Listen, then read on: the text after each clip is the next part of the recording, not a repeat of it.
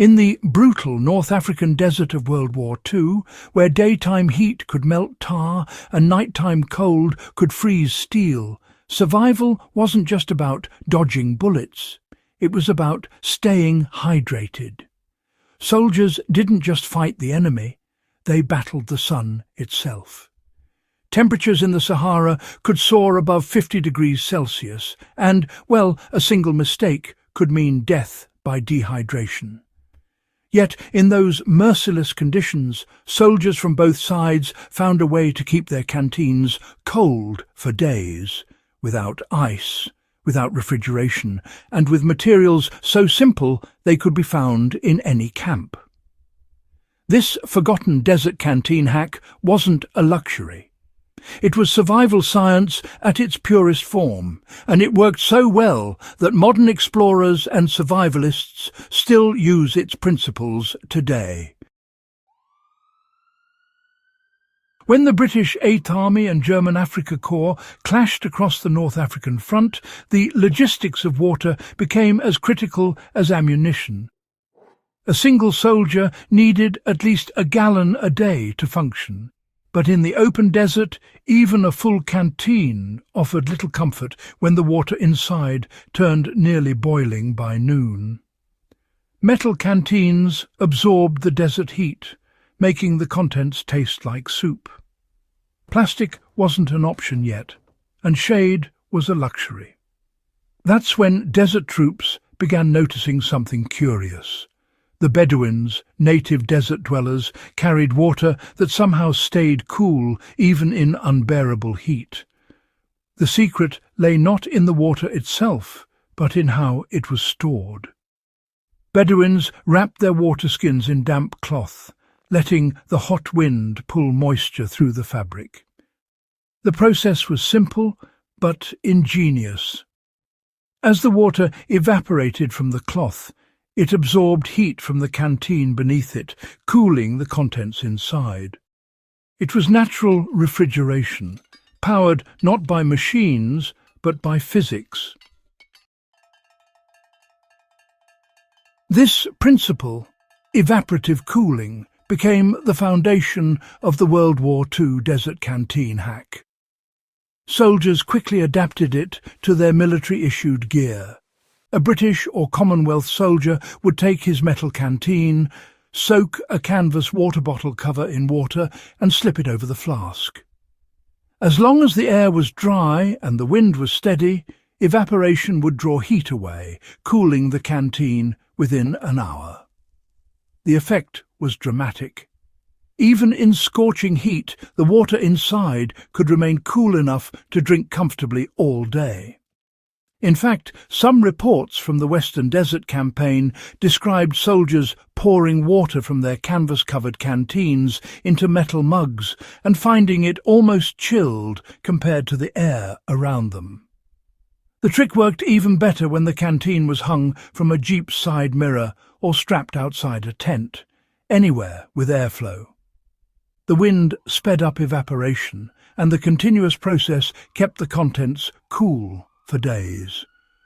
The Germans had their own version, using felt or wool wraps instead of canvas. They often carried extra fabric soaked in petrol-free water, a precious resource specifically for this purpose.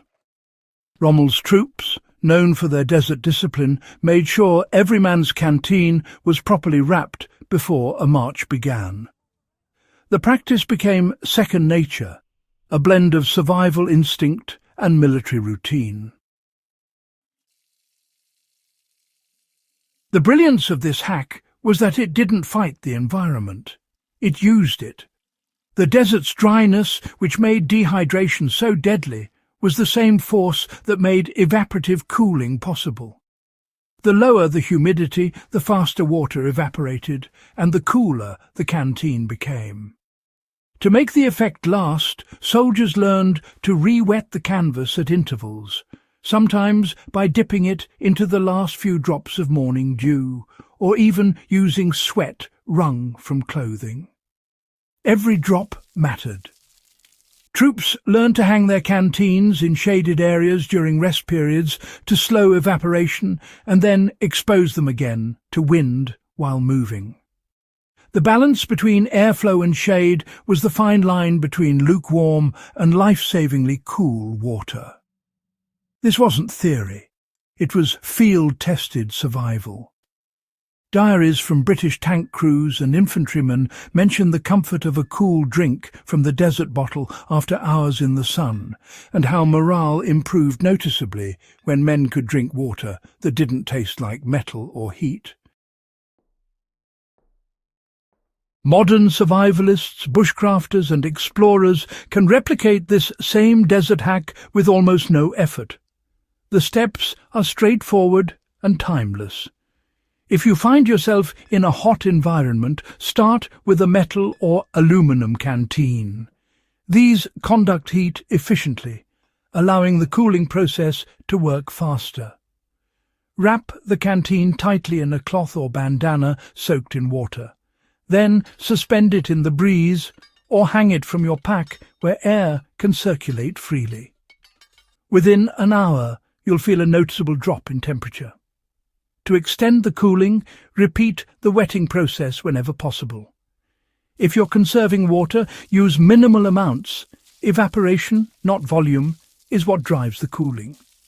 Avoid enclosing the canteen in plastic or sealed materials, since that stops airflow and ruins the effect. This method works best in dry, arid regions where humidity is low and wind is steady. It's the same reason desert military forces today still use canvas-covered flasks instead of purely plastic bottles. Even in urban survival or outdoor camping scenarios, the same logic applies. Hunters in dry heat use damp wool socks over their bottles, hikers wrap canteens in bandanas, and military-issued desert gear continues to rely on porous, breathable covers. It's a design rooted directly in World War II field ingenuity. The desert canteen hack is more than a trick. It's a symbol of adaptation. Soldiers didn't invent new materials. They observed, learned from locals, and applied natural science to their advantage. In doing so, they demonstrated one of the core truths of survival. Nature provides the solutions if you pay attention. For anyone serious about preparedness, this story is a reminder that effective survival gear doesn't always mean advanced gear. It's about understanding how things work and using your surroundings intelligently. The same mindset that cooled canteens in the Sahara can purify water in the jungle or preserve food in the Arctic. Survival is universal, and it rewards those who think, not just those who carry tools. The desert canteen hack that stayed cold for days is a perfect example of forgotten wartime wisdom that still applies today. It shows how soldiers under impossible conditions combined practicality, science and discipline to endure one of the harshest environments on Earth. Long before high-tech hydration systems, this simple trick kept men alive in the most unforgiving terrain imaginable. So, next time you fill your water bottle on a hot day, remember those soldiers crossing the desert, trusting a strip of wet canvas to keep them alive. Their ingenuity still speaks to us, because real survival knowledge never expires. If you want more stories that uncover the lost tricks, tools and survival secrets of the past, make sure to subscribe to In the Beginning and share this video with fellow history enthusiasts and survivalists.